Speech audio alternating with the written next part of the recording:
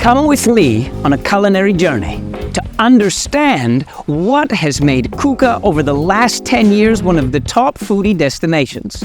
Understand the stories and the ideas behind all of our signature dishes. Not only how they are created, but what makes them magic and how we use local ingredients in exciting new ways. Find out what all the foodies are continuing to talk about.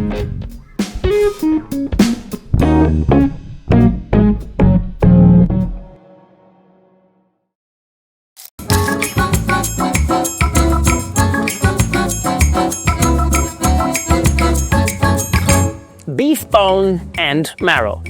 Now, beef dishes are tough. Expectations are high. People are slightly over-obsessed with beef. And in beef, we have only one dish on our entire menu.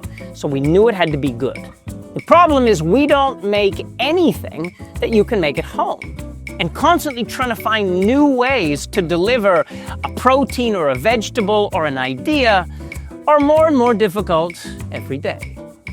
Now, the idea with the beef dish was to focus on beef and rice, which is kind of a very standard thing within Asia, but to do it in a new, exciting way.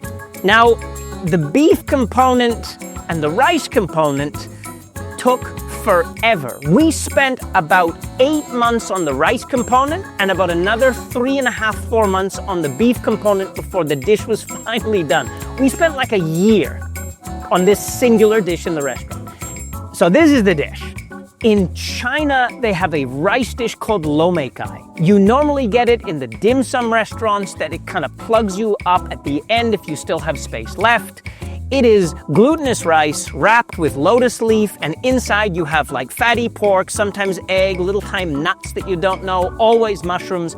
It's jammy, it's very powerful. It's kind of dark and brown, slightly aromatic. It's delicious.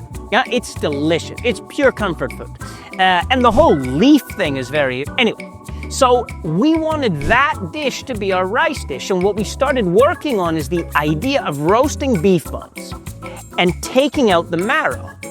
And instead of using the pork and the pork fat, we use the beef fat, we use the marrow of the beef for the richness in the rice. And so we mix the marrow fat with rice and cook the entire dish inside of the actual bone, extracting flavor from the bone and keeping the rice moist and juicy and happy.